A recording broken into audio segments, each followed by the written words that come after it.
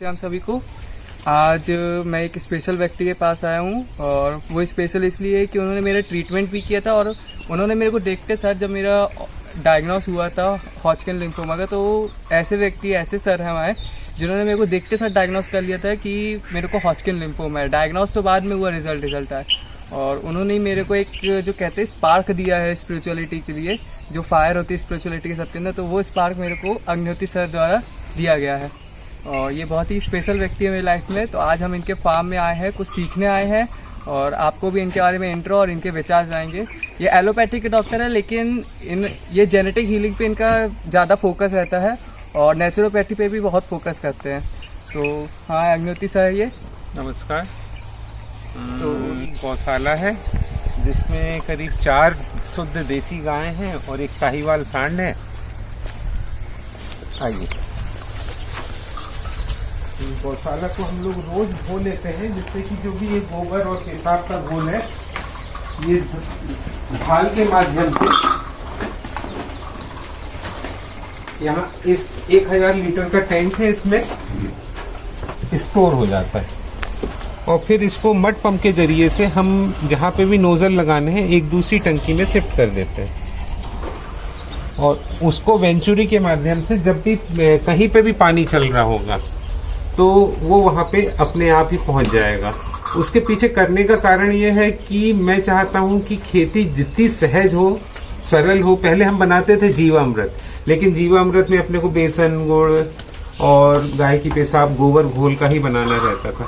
उसमें चक्कर क्या है, जैसे अपन नहीं आए बीच में तो फिर किसान भूल गए, फिर से याद दिलाओ। अब ये कि सिस्टम ही हो गया है कि भाई इसको गौशाला को रोज दो और इसको उठा के दूसरे टंकी में डाल दो पानी को, तो वो इस मड पंप के जरिए वहां चले गई और वहां से वेंचुरी से पूरे खेत में कहीं पे भी स्प्रेड हो गई। तो जैसे सब देसी गौ माता पालते हैं, हाँ, वो सबको ये सब चीजें करनी चाहिए कि ऑर्गेनिक वे में भी होगा, उनकी गौशाला भी अच्छी चलेगी। गौशाला भी अच्छी चलेगी, ऑर्गेनिक वे में भी होगा। और दूसरी चीज,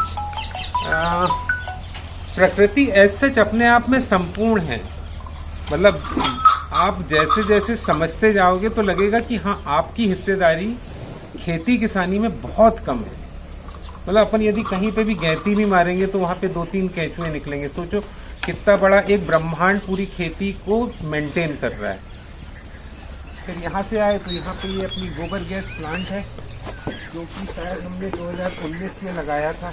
कोविड के जस्ट पहले, कोविड के पहले शायद, और पहले इसमें डेट लिखी होगी, नहीं 2017, 8 दिसंबर 2017। तो 17 और 7 24, तो समझ लीजिए ये कितने साल हो गए। 17, 7, 24, 7 साल। 7 साल मतलब करीब 84 महीने। 84 महीने हो गए हैं। और जो किसान लोग, उन लोग मेहनत करते हैं तो उन लोग का खाना भी ज़्यादा रहता है। जो अपन खाते हैं, अपन लोग तो कम खाते हैं। तो ऑलमोस्ट ये समझ लीजिए जो गैस का कंजप्शन होगा वो तकरीबन 1.5 सिलेंडर तो पर मंथ का मान के चले। अपन उसको 900 का भी पकड़ लें सिलेंडर एक, या 1000 का भी, तो 1200 का भी पकड़ लें तो 12 144 करीब हो गया। समझो 15,000 के सिलेंडर जो साल भर में लगने थे और 7 साल में लगे होंगे तो 15 7 105, करीब 1 लाख की गैस तो बची गई। प्लस हमको जो खाद मिल रही है वो स्टरलाइज मिल रही है, क्योंकि उसमें जितने भी जो कचरा होता है, क्योंकि ये 2 महीने बाद प्रोसेस होके वहाँ निकलती कढ़ी के रूप में, तो उसमें कोई कचरे के बीज जीवित रहते ही नहीं। उसको भी ऐसे ही करते हैं, या तो लिफ्ट उठा के जहाँ पे भी साग भाजी लगाए वहाँ पे डाल देते हैं। खासकर ये पूरा आम का बगीचा सब बगीचे में जाता है। पूरा बगीचे में अपना इससे ज़्यादा जाता है। बगीचे के लिए चूंकि अब बड़ा हो गया है, मैच्योर हो गया है, तो उसमें दूसरा काम करते हैं हम। ये जो रोज का इनका चारा खाती हैं उसको घूड़ा कहते हैं। मतलब जो कचरा होता है उसमें खराब वाला चारा हो गया, भूसा हो गया और गाय की पेशाब, गोबर, तो वो उठा के किसान लोग एक जगह इकट्ठा करते हैं जिससे कि वो बाद में खाद बन जाए। तो हम ऐसा करते हैं कि 2-3 महीने होते हैं और उसको उठा के ले जाके पूरे आम को अमराई में ले जा रहे हैं, वहाँ पे ही डाल देते हैं, क्योंकि उसको वहीं पे ही अपने नेचुरल वे में डिग्रेड होने दें और वहाँ खाद बनने दें। तो अपन सब जो नेचुरोपैथी बोलते हैं, जेनेटिक हीलिंग होती है, वो सब इन्हीं की हेल्प से होती है। जैसे आपने मेरे को आनापान जेनेटिक हीलिंग उसको ऐसा समझ सकते हो आप कि वो एक पिक्चर आई थी मुन्ना भाई, लगे रहो मुन्ना भाई, लगे रहो मुन्ना भाई। अच्छा, लगे रहा तो उसमें कहते हैं ना वो केमिकल लोचा हो जाता है। हाँ हाँ। तो अपन जैसे जब गुस्सा होते हैं तो अलग तरह के केमिकल्स बॉडी में निकलते हैं, और जब अपन शांत रहते हैं, खुश रहते हैं, तो अलग तरह के केमिकल्स निकलते हैं, है ना। जैसे कि आप गुस्सा हो गए, धड़कन बढ़ जाएगी, फिर पल्स बढ़ जाएगी और एसिडिटी बढ़ेगी। और जब आप सहज भाव में रहोगे, सरल भाव में रहोगे, तो आपके ये हार्मोन्स निकलेंगे नहीं, तो आपका कोई भी सेल स्ट्रेस में नहीं। जब सेल स्ट्रेस में नहीं है तो वो अपने बहुत हेल्दी स्टेट में, तो उसको मैं कहता हूँ जेनेटिक हीलिंग। कि जब तक आप मन आपका शांत नहीं रहेगा तो कैसे जेनेटिक हीलिंग होगी। मतलब ऐसे समझ लो, मन शांत क्यों नहीं रहता। एक बहुत बड़ा अच्छा उदाहरण है कि अपना दिल कहता है ये काम अच्छा है करो, ये काम बुरा है ये मत करो।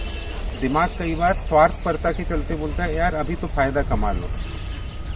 तो क्या हो गया कि दिल कह रहा है कि नहीं ये काम गलत है, दिमाग कह रहा है अभी तो पैसे कमा लो। तो एक्चुअली पूरे शरीर के अंदर आप सिचुएशन देखो तो क्या बनी, टग ऑफ वॉर बनी। हाँ। एक कह रहा है नहीं, एक कह रहा है हाँ। तो वो ऐसा नहीं कि केवल ब्रेन और हार्ट में है, वो स्ट्रेस हर सेल पे जाएगा और वो हर जगह एब्रेशन करेगा। वही सब फिर आगे चल के बीपीस हो गए, अलग अलग चीजें शुगर। हाँ।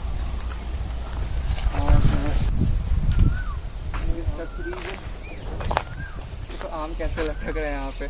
ऑर्गेनिक वे में इतने आम हो रहे हैं, लोग इंजेक्शन देकर अलग अलग तरीके से करते हैं, लेकिन ऑर्गेनिक में इतने अच्छे शानदार। और इसमें एक्चुअली अपने पे कोई भी खर्च नहीं आता, क्योंकि क्या है ये जो जमीन है, जमीन के नीचे पूरा एक ब्रह्मांड है, उसमें हर कुछ है, बैक्टीरिया, एल्गी, फंगस।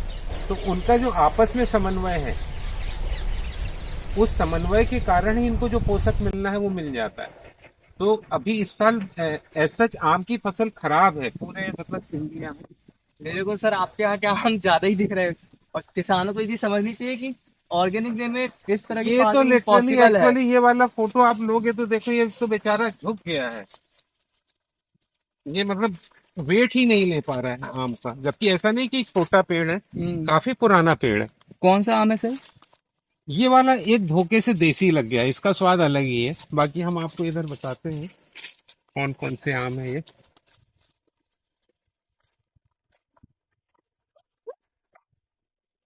ये ड्रिप सिस्टम से पानी का पूरा, ड्रिप सिस्टम से पानी का है पूरा। ये हो गया अपना आम्रपाली।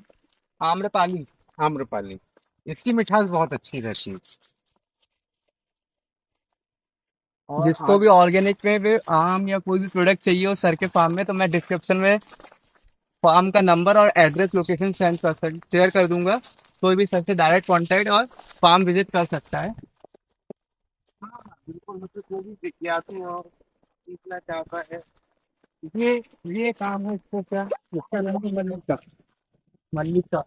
ये साइज में हाथ रखूंगा, हाँ ये इसी साइज का रहता है, तो इससे आपको आइडिया लगेगा कि ये कितना बड़ा है।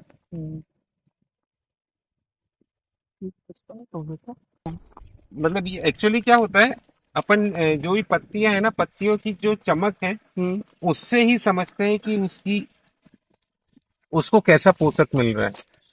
तो सर जैसे कीड़े लग जाते हैं पेड़ों में छोटे जब रहते हैं, बड़े होने का उतनी प्रॉब्लम नहीं आती, लेकिन छोटे में थोड़ी ध्यान देना पड़ती है कि नहीं, इंसेक्टिसाइड। बड़े में भी आते हैं। जैसे अभी एक कोई है बीमारी, इसमें कोई ऐसे भुनगे लगते हैं, लेकिन इनकी सस्टेनेबिलिटी बहुत ऊपर रहती है। देखो, यदि मैं इसमें कुछ दवाई डालूंगा कीड़े भगाने के लिए या एंटी फंगल के लिए, जैसे कुछ नीलत होता है या कॉपर डालते हैं, तो उस समय तो भग जाएंगे, मर जाएंगे। लेकिन ये पत्ती जो है, इसके सेल को भी तो स्ट्रेस झेलना पड़ेगा, फिर अब उस जहर से वो रिकवर होने में टाइम लगेगा। तब तक पता लगा कोई और बैक्टीरिया ने अटैक कर दिया, तो वो इसी में उलझा रहेगा बेचारा पेड़ भी। लेकिन यदि उसको पोषक मिल रहा है, उसकी खुद की क्षमता धीरे धीरे ऐसी हो जाती है कि छोटी मोटी बीमारी तो वो खुद ही। ये भी एक तरह से जेनेटिक हीलिंग हुई, प्रकृति से हील होने की क्षमता बना रही है। प्रकृति के साथ मतलब एक्चुअली इनसे तो सीखने को अपने पास ज्यादा है। ये अपने जो नेचर के हिसाब से इन लोग चलते हैं, अपन लोग नेचर के अगेंस्ट अपन यार साइड जाते तो और मजा आता है। ये तो गार्ड आपके साथ चलते रहते हैं। हाँ, इसने मुझे 2 बार बचाया है, एक बार वाइपर से, एक बार कोबरा से। लोग पहले पहुंच जाते हैं, वहां भौंकने लगते हैं, क्योंकि इस क्षेत्र में जहर नहीं है। तो इसी को तो प्रेम भाव बोलते हैं। तो हाँ, तो इसमें यह है कि यहाँ पे हर कोई होगा, चूहा भी होगा, दीमक भी होगी, सांप भी होंगे, मकड़ी भी होगी, मतलब पूरा एक इकोसिस्टम। तो उस इकोसिस्टम में ये बहुत बड़ा सुरक्षा देते हैं। मतलब डॉग कहने में भी मुझे बुरा लगता है, वो तो मतलब ये है कि साथी है समझो।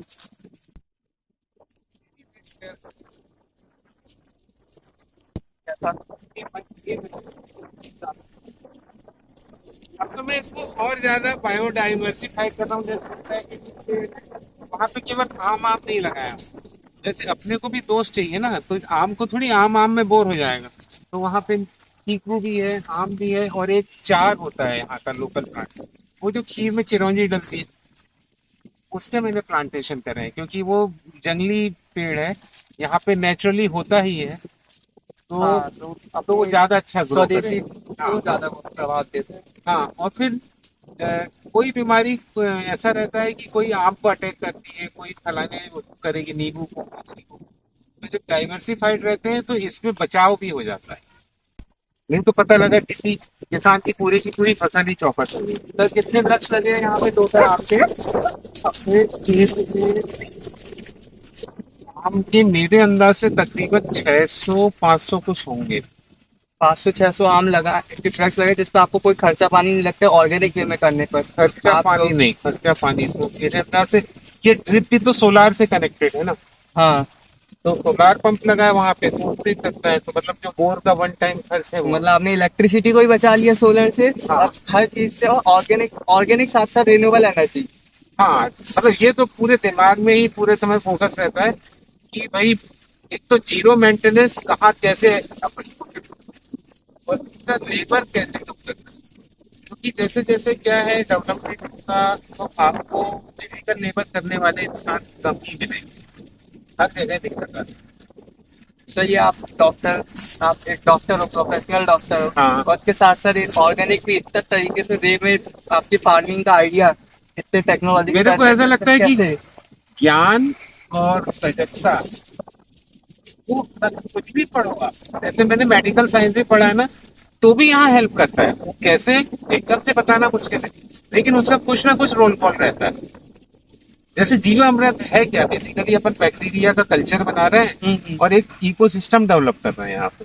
जैसे अपन लोग इतने बैक्टीरिया के बीच में रह लेते गांव वाले, हाँ। तो इसलिए अपन को कोविड भी उतना प्रभाव नहीं दे पाया गांव तरफ, सब गांव पकड़े हाँ, तो रीजन भी वही बिल्कुल है। बिल्कुल, क्योंकि ये जो स्किन है, भगवान कृष्ण का एक फोटो कभी आपने देखा होगा, बहुत बड़ा निशान का, यहाँ से ये निकल रहे हैं, नाक से, हाथ से, तो उसको ऐसे समझ लो कि वो एक इलेक्ट्रॉन माइक्रोस्कोपिक है। तो अपनी स्किन है, तो ये सभी जानते हैं साइंस के स्टूडेंट कि इसमें बैक्टीरिया भी है, फंगस भी है, और वायरस भी है। तो उसके बगैर तो अपन रह ही नहीं सकते ना, ये स्किन ग्लो करेगी। तो ऐसे कैसे हो सकता है कि अपन एंटीबायोटिक खाएंगे तो फंगस बढ़ जाएगी, एंटी फंगल खाएंगे तो बैक्टीरिया इन्फेक्शन बढ़ जाएगा, ये दोनों को कंट्रोल करोगे तो वायरल डिसीज बढ़ जाएगी, और इम्यूनिटी को इम्प्रूव करोगे तो सब लोग साथ में रहेंगे। जैविक खेती तो नहीं कहेंगे इसको, मैं ये कहूँगा कि नेचुरल फार्मिंग कहना ज़्यादा अच्छा है। मेरे दिमाग में फोकस रहता था ना, एक तो सस्टेनेबल, मेंटेनेंस बिल्कुल नहीं, और नेचर में कम से कम अपन हस्तक्षेप करके क्या कर सकते हैं, क्या पा सकते हैं। अंदर वगैरह आता रहता है ना, हाँ, तो ये खटाई इससे गाड़ी भी सर ने अपनी रिन्यूएबल एनर्जी के हिसाब से पूरा इलेक्ट्रिक गाड़ी के थ्रू अप डाउन करते हैं जबलपुर से अपने फार्म तक का।